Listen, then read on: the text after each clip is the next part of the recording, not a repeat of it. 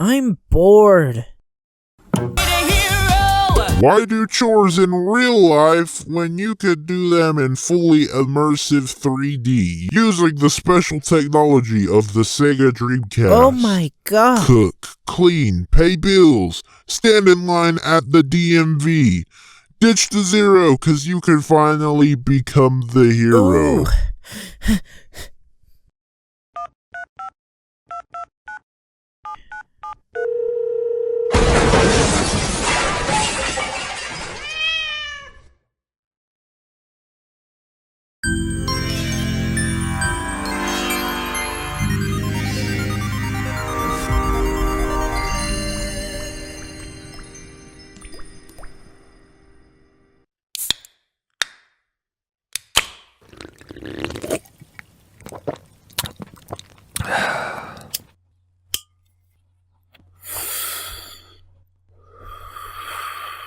Sega really knew what they were doing at the end of the millennia. I mean, you have good bangers like Sonic Adventure, Crazy Taxi, Shenmue, and many more. I think that since the Dreamcast was so big and sales were so poor, I feel like many games got overshadowed and looked over for the past 2 decades? Gosh, we are old. Not to mention, I am nearly to the retirement home as we speak. What the frick? That is where I bring up the most coolest, strangest, most awkward, funny game ever released, ever on the Sega Dreamcast. Well, mostly. Yeah, a lot of games around this era were weird. I'm looking at you, Seaman. But also, since Sega's a Japanese company, many of the weirdest, most obscure games never saw an American or Western release. And you know, since I grew up in America, I never got to try these myself. But let's see about the game I'm talking about. So, Rent-A-Hero number 1 is a game released on the Sega Dreamcast and is a remake of the original Mega Drive release from 1991. And looking at this game, it is like an RPG style game, like, I don't know, Pokemon, but with heroes. How dare I go against my Sega contract to mention a Nintendo product?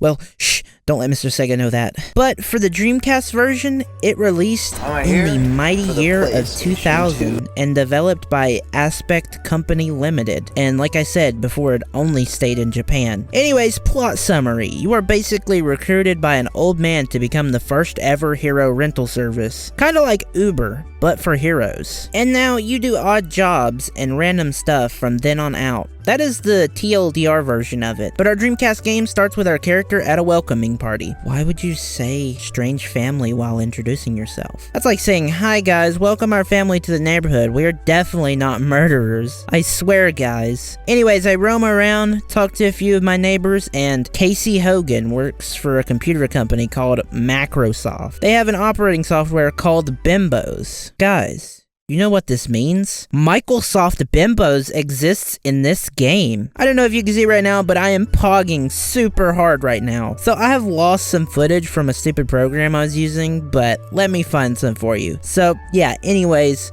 we are sent out to order more food, and we find we are a winner, and we will get to beta test a special suit. So we will tell our father about the food, and he shows us his dragon costume. Wow, that's cool. Well, food arrives with a package and get our suit for the first time, and then we have to fight our father. Also, I'm surprised because we take him out with one punch. Is this One Punch Man? Anyways, after the party is over, we finally see our father, and he is just in pain on the couch. I'm so sorry, Daddy. Please do not take this out of context. But then the old man who gave us the suit came back and said he watched the whole ordeal from outside. Okay, that is kind of weird, but I'll just ignore it this time. But basically, he tells us that he made this armor called Super Energy Combat Armor, or SEGA for short. Get it? Just like Sega. Oh my god. That's crazy. He tells us about the Rent-A-Hero service where we rent the suit and do jobs. Also, he gives us a system called a Creamcast.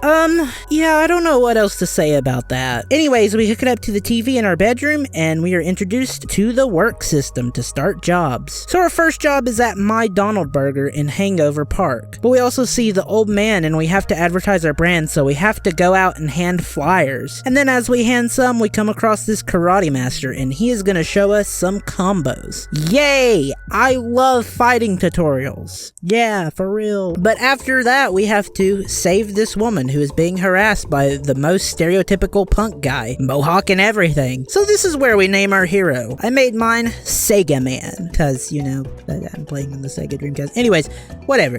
The best hero to ever live. Well, maybe. Soon as we are done with that, we head back to the old man and he pays us 1,000 gold and we head back to get another job for Kent Hogan. Let me tell you, viewer, this game gives you the most subtle hints ever. I went roaming all around town looking for him and just then discovered you had to go into his house. How was I supposed to know that, Mr. Sega? Okay, so once we find Kent, he tells us about a love letter he wants us to deliver. Bro really has zero riz. I feel bad for the kid, but he wants us to deliver to our sister. Bro has a crush on the sister. Oh well, gotta help the kid out. So I go around asking where she is. I head home, not there. She is at the neighbor's house. Okay, then after that, she is hanging out with friends, I think. Playing tag or something? I can't really remember. But then we find her, and then we meet her back at the house. So we did all that traveling for nothing. Thanks, game, for wasting my time. You're really great at that. Anyways, that calls a mission complete for that, and then we are instructed to meet at the Sega Cafe. And then I am roaming around, and then find the bathroom. Okay, and you can actually use it? You know what this right here gets? The Game of the Year seal of approval. Mwah, chef's kiss. But then we flush and that takes us underground to a special underground facility that he created. How does he have the budget for this? Anyways, he says we are the first hero and they are looking for more heroes to join the league, I guess, or something. We are gonna be like the Avengers, but lame.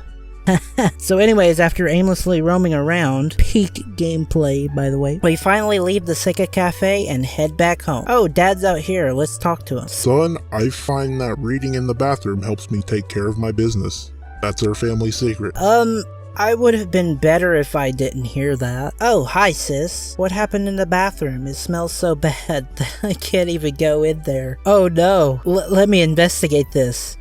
Sneef, sneef. Yeah, I don't know what to say, but this joke is lame because I cannot smell anything. I wander around a little bit more. I walk a lonely road down the only road I've ever known. Anyways, next job I do is Uber Eats delivery or something. And let me tell you, viewer, I absolutely suck at this. I was supposed to go to the college and drop off the food, but I didn't even know where it was. So I was immediately trying to give away the food. Then as I was leaving, I actually found the college, but I thought this was a dojo or something. Isn't this where I fought a guy in a karate suit? Anyways, I wish I would have known that earlier when I had to deliver the food. Anyways, I head back home and do the other job. Well, next job, we have to basically patrol Clean Bay and beat up enemies. This is what we have to do by Gil Bates? What? Creator of Microsoft Bimbos? Yo, that shit goes hard. Anyways, we patrol and beat up the bad guys. And then we run into another hero called Ultra Salary Man.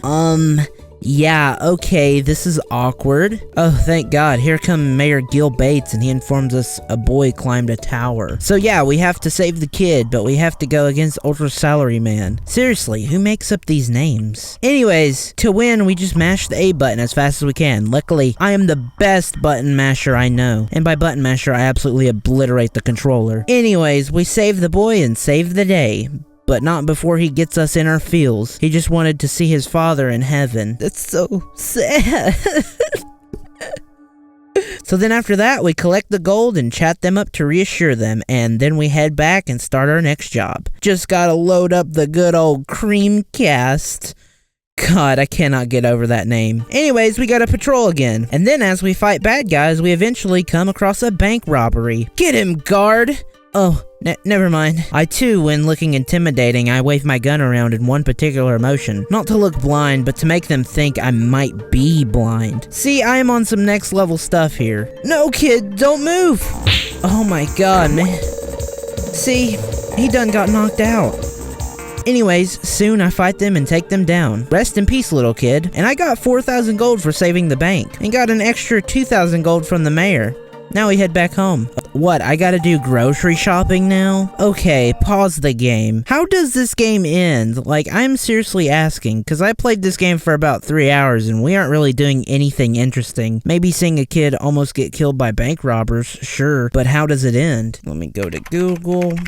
Okay, let's see here. How does Rent-A-Hero number 1 Dreamcast end? It says here, Rent-A-Hero number 1, the ending sees the protagonist, a Rent-A-Hero, successfully concluding the final mission, which involves defeating a powerful foe, Ultra Salaryman, in a climactic battle. The ending also features a resolution of the Rent-A-Hero system itself, with the protagonist potentially continuing their Rent-A-Hero for hire work, and the system evolving to include a new female Rent-A-Hero. The story adapts to the player's actions, allowing for different outcomes based on their performance, and potentially leading to a satisfying conclusion, even if they don't always succeed. Okay, so we fight Ultra Salaryman? Yeah, sure. Fuck that guy. I evade taxes already. What is the government gonna do? Sue me? I don't know. Anyways, this game is fun, frustrating. I loved it and hated it at the same time. The fact that there is not much out there on this game already makes it kind of frustrating, and the fact that it is a Japan-only release on the original Dreamcast. So yeah,